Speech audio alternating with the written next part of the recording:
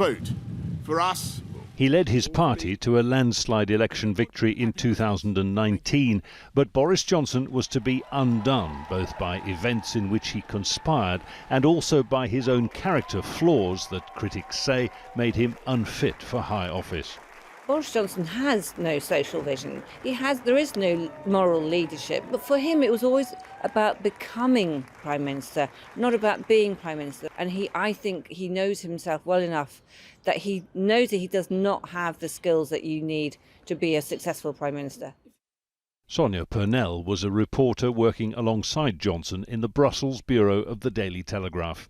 She describes a man with a lot of the child in him, who enjoyed getting into and out of scrapes, a man drawn to chaos. And the chaos means that he can sort of emerge through all these things going wrong, all this noise, all this commotion as the person with the great idea or the witticism. And that is what appeals to him. For Boris Johnson, the coronavirus pandemic was a perfect storm of crises and chaos that blew attention away from other problems. Despite his promise to get Brexit done, Britain remains mired in dispute with its biggest trading partner, the European Union. The economy is underperforming, the cost of living rising, health and education systems faltering. Success with the vaccine programme helped obscure Johnson's own indecision and delays in following scientific advice that contributed to one of the highest death tolls in the developed world. Former Chief Advisor Dominic Cummings described the Prime Minister's leadership as erratic, indecisive, distracted. Nobody could find a way around the problem of the Prime Minister just like a shopping trolley smashing from one side of the aisle into the other. The shopping trolley metaphor would quickly be seized upon by the opposition. So he's doing what he always does, crashing over to the other side of the aisle. Boris Johnson learned early to be self-sufficient in a family of competitive siblings, with a mother who suffered ill health and a father who was frequently absent. At the elite British boarding school Eton, he came to believe ordinary rules did not apply to him. In the infamous Bullingdon Drinking Club at Oxford, the outward persona of a jovial buffoon disguised an inner ambition for power. And as both a journalist for the Times newspaper and a minister in opposition, Johnson was accused of lying and fired. These, then, were the qualities he brought to politics, as Mayor of London, as Foreign Secretary, and then as Prime Minister. Entitlement, dishonesty, and indifference. This is really the first time in his life where he's ever actually been held to account for anything. He's always been indulged, he's always been excused, there's always been reasons made for him for his bad behaviour. There was wide support for his handling of the war in Ukraine, but Johnson never recovered from the scandal known as Partygate. He received a police fine for attending a lockdown party in Downing Street, making him the first British Prime Minister to break the law while in office. A civil service report into a string of similar gatherings described a failure of leadership. Eventually, 148 of his own MPs, 40% of the parliamentary party, turned against him in a vote of no confidence.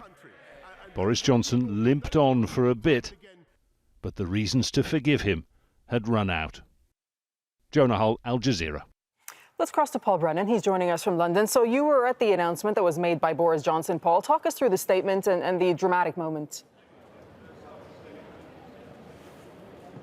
Well, the downfall of a Prime Minister anywhere, I think, is always one of a momentous national occasion, and this was no different. The first indications that we were going to get a statement were when the technicians from Downing Street came out and started laying cable along the road behind me. And then from a couple of doors down from Downing Street, number 10 Downing Street, Carrie Johnson and a group of Downing Street staffers came out and stood along the top end of the street. And then to my left, from another direction, from the Cabinet Office to my left, a group of Boris Johnson's most loyal MPs came out and stood here.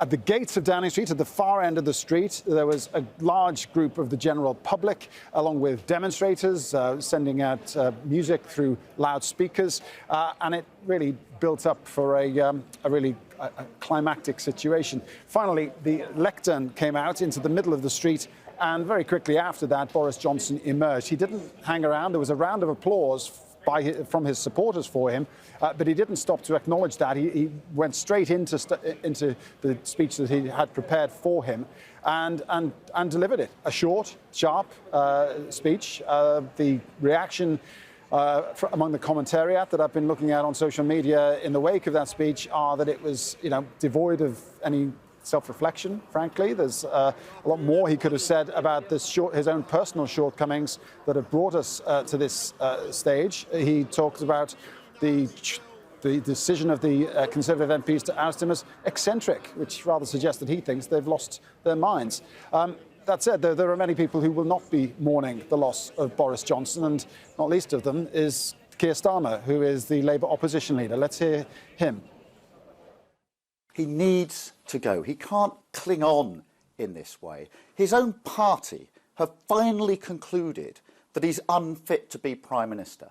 They can't now inflict him on the country for the next few months. It's obvious he's unfit to be Prime Minister. That's been blindingly obvious for a very, very long time. And if they don't get rid of him, then Labour will step up in the national interest and bring a vote of no confidence, because we can't go on with this Prime Minister clinging on for months and months to come. Paul, he is staying on for a little bit longer, though. What do we know is going to happen in terms of a timetable and how quickly he might be replaced? Yeah, I mean, that interview with Keir Starmer was recorded before Boris Johnson's actual speech was given here. So the last part overtaken by events, I think. But the actual timetable now for the departure of Boris Johnson is still up in the air somewhat. I mean, the Prime Minister of Britain is not elected by a general election.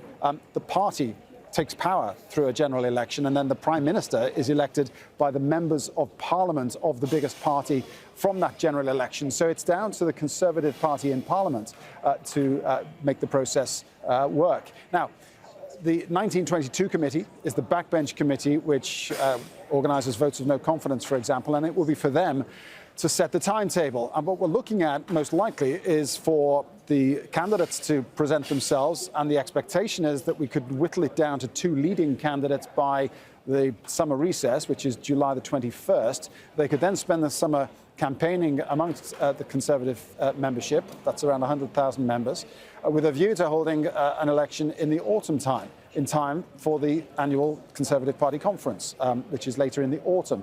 But there are a lot of misgivings about Boris Johnson staying on in Downing Street while that process is undertaken. Dominic Cummings, his former closest advisor, now his nemesis since leaving Downing Street, says that to leave Boris Johnson here in Downing Street could risk carnage. And there are plenty of other MPs who say, look, Boris Johnson was the problem, and to have him sitting here overseeing even a kind of caretaker administration, frankly, is not acceptable to them. So there are a lot of questions that are unanswered still about whether Boris Johnson can or will be forced to step aside so that somebody else can oversee the transition period through to the autumn. OK, thank you so much, Paul Brennan, reporting from London.